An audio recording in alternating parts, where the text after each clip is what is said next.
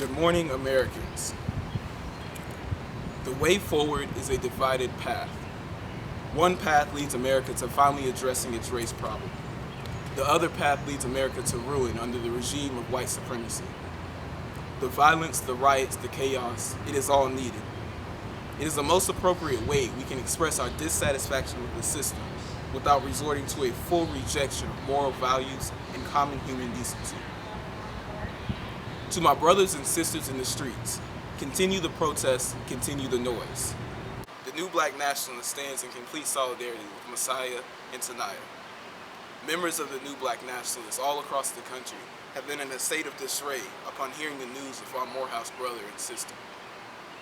My people were not born for this. I want to call upon all of those Black legal professionals who are knowledgeable of our legal rights as to the next course of action. Our protests must not stop when the numbers dwindle in the streets. We need action to prevent this from occurring again. They will not kill us because we will retaliate. To the mayors of every city in America, go to your police chiefs. Demand their main priority is to ensure that no misconduct occurs within their department. Condemn those police chiefs who use their positions to allow these men to continue their assault on Black Americans. I believe Black America will have no choice but to continue their demonstrations all across the nation if our lives are not taken seriously. I call on all of my white peers who have been shamelessly silent during this time, and I applaud the crowd of white demonstrators who say enough is enough. I condemn those white Americans in the streets creating riots, fires, and destroying our communities. These anarchists have one goal, and it is not Black Lives Matter. White Americans must treat racism as a national problem. It is not a Black problem. It must be normalized in private white communities that it is wrong to be racist in any way, shape, form, or fashion. It must no longer be covertly accepted in these communities when you discover friends and relatives who are undercover racist. The new Black Nationalists are addressing the fraternal order of police directly. You are a racist group of thugs, white supremacists, and domestic terrorists.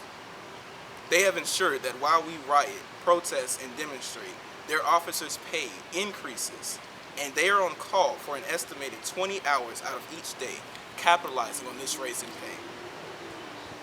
The same officers who commit racist acts and harbor other racist officers within their ranks are making a substantial amount of money due to our protests.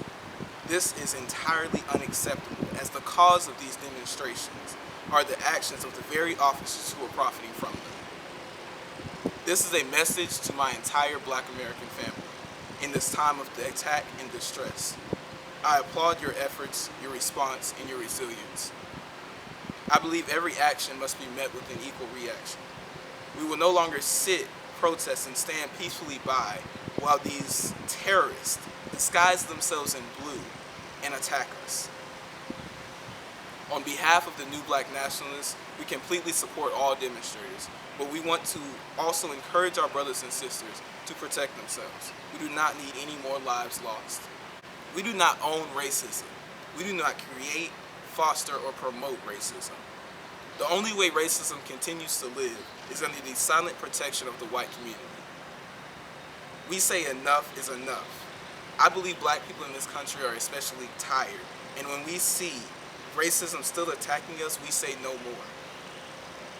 Just as the revolutionaries who started this country declared they would no longer serve under the rule of a tyrant, the time is coming for Black Americans to declare it will no longer subjugate herself to live in oppression and poverty. My generation has seen and experienced police brutality since we were children, and we are tired.